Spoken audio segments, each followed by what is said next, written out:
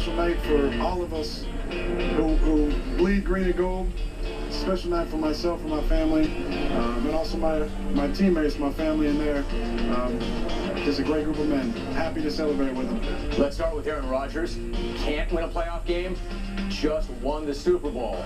Once again, that was probably the worst take ever. Run out there by far, Myopians, after Rodgers played brilliantly in a losing effort in his first playoff game ever. Now, 4 postseason games later, he is 4-1, and he's done something that Favre never did. He won the Super Bowl MVP award. Rodgers was the reason the Packers won that game last night. The most overblown angle of the week was how much of an advantage experience was going to be for the Steelers. I thought it would help them, but it didn't. Rodgers was the one who looked like he'd been there before, not Ben Roethlisberger. Key guys were dropping all around him. His receivers were putting it on the ground. He had no running game to take the edge off. The Steelers made their inevitable run, and Rodgers never blinked. He never panicked or was rattled. He got it out quickly. He didn't turn it over once despite throwing it 39 times, and he carved arguably the best defense in the league, and he was all business doing it. He didn't break out his championship belt until he got to the podium. There were no Tom Brady hands on his head in disbelief as the confetti fell moments. Nor did he rip his helmet off and run around the field like a nut like Brett Favre. The cat is cold-blooded. He's an assassin. Aaron Charles Rodgers, man. And while people keep trying to throw a monkey on his back, Rodgers keeps saying there has never been one to throw off. I've never felt like there's been a monkey on my back. You know, the organization stood behind me and believed in me. How about that? He'd probably also say that he'd be right here even if he had not gone through what he's gone through. Now that I'm not so sure about. Don't get me wrong, this guy's as mentally tough and strong-willed a leader as you're ever going to see, but part of the reason he is because of what he's been through. This is the guy that nobody wanted out of high school, the guy that had a free fall on draft day, the same guy that had the impossible task of following an icon and who most were openly rooting against. You go through that sort of fire and either you get burned beyond recognition or you're coming out the other end with an iron will. That sort of pressure will cripple a cat if he lets it, or he'll do what Rodgers did. He'll turn it into rocket fuel and use it to fire his every waking moment. I'd say it's surreal to see him match the old gunslinger in just his 3rd full year, but there's nothing surreal about that. Rodgers prepared for it, he willed it, he earned it, and he deserves it.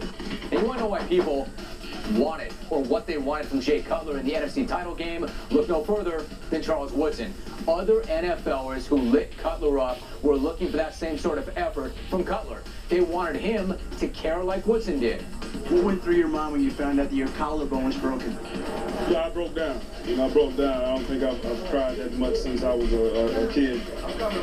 But confident in our guys that they go out there and get it done, and they did. Compare and contrast. Woodson snapped his collarbone in the 2nd quarter, and he knew it, yet he went right back to the huddle. Anything to give his team just a few more plays if possible. Then he tried to urge his team at halftime to continue to battle and not give in before he shut down emotionally during that speech. Linebacker Desmond Bishop said, "I'm not really a crier, but man, that brought tears to my eyes. Wood is my idol, and to see your idol like that motivated me to go out there in the 2nd half and lay it on the line."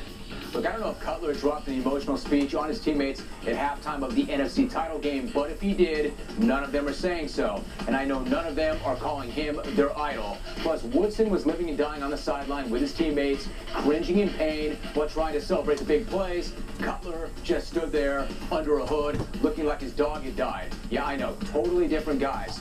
Right, which is exactly my point. And a quarterback needs to be that guy. I'm not questioning Cutler's toughness, but I think that it does question his ability to lead going forward. Because Woodson was leading from the front, and that's exactly what everybody was looking for from Cutler, especially since he's a quarterback. And if we're going to spend all week giving credit to Ben Roethlisberger for always manning up when it matters most, we need to now spend some time taking some of that credit back for manning down.